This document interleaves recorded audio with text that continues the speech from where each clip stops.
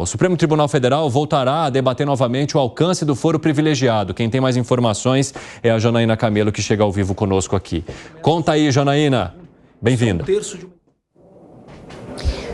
Muito boa tarde, Evandro. Boa tarde a todos. Pois é, coincidentemente, esse caso vem à tona aí depois do caso Marielle acabar caindo ali no Supremo, né?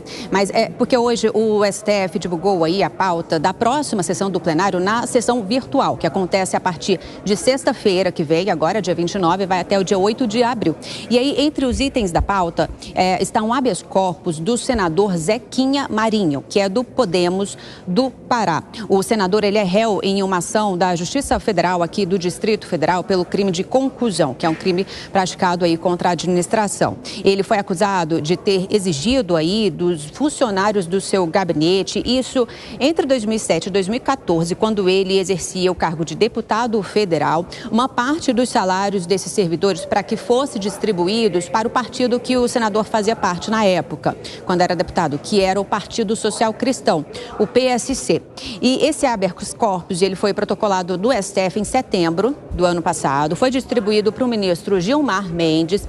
E aí o ministro, no dia 13 de março, então, não foi agora, tem mais de uma semana, ele decidiu levar esse caso, esse habeas corpus, para o plenário, justamente para a sessão virtual, que é essa sessão que começa agora, sexta-feira, dia 29.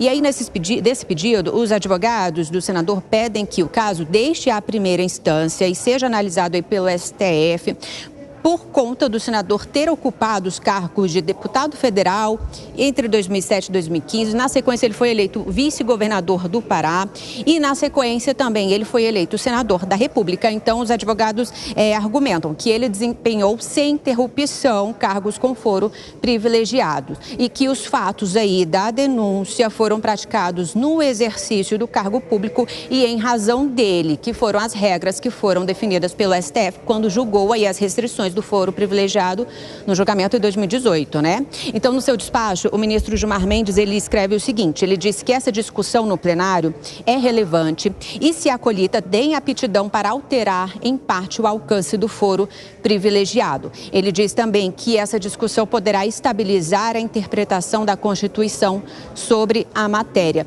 No STF, a gente sabe que os ministros dividem opiniões aí sobre o alcance do foro privilegiado. Em relação ao deputado Chiquinho Brazão, preso aí como sendo um dos suspeitos por mandar assassinar a Marielle Franco, se ele perder o cargo de deputado federal, ele perde então o foro privilegiado e vai ser julgado na primeira instância. Evandro, é com você. Obrigado pelas informações, Janaína Camelo. Me deixa fazer um giro objetivo aqui com os nossos amigos para entender a opinião deles sobre esse tema. Começo contigo, Luiz Felipe Dávila. Eu entendo que a medida é importante, mas eu fico sempre com o pé atrás sobre o alcance que essas medidas podem ter. Porque eu não gosto quando as medidas, Evandro, são focadas num único caso. Eu quero entender como é que isso vai ser de maneira mais abrangente. Porque a lei não pode ser feita sob medida por uma situação, ela precisa ser feita por uma maneira mais ampla. Mas nós precisamos olhar com... Eu acho que a gente precisa ainda pensar com um pouco mais de atenção esse caso. Você, Piperno. Bom, o Gani já estava puxando fôlego, manda ver, Gani. Eu concordo com o Dávila. Eu acho que no calor do momento, eu acho que de maneira pontual, a gente não pode fazer aí modificações tão grandes. Eu acho que precisa de um debate mais amplo. Agora, de qualquer modo, me incomoda um pouco essa ideia de foro privilegiado. Eu acredito que todo mundo deve ser julgado aí pela justiça comum, seja deputado, senador, ministro, talvez apenas o cargo de presidente, aí sim ser julgado pelo Supremo Tribunal Federal. Aliás, eu sou contra até do Supremo ser uma corte penal. Isso sobrecarrega o próprio Supremo. Fala, Piperno. Eu sou a favor de tirar esse monte aí de pessoas do alcance exclusivo do STF. Eu acho que, por exemplo, muitos desses personagens, muitas dessas categorias de autoridades e políticos citados aí poderiam, por exemplo, terem o seu julgamento feito pelo STJ. Aliás, é assim com os governadores, por exemplo, com integrantes de tribunais de contas, Ministério Público e tudo mais. Mas eu acho que isso poderia acontecer também com parlamentares.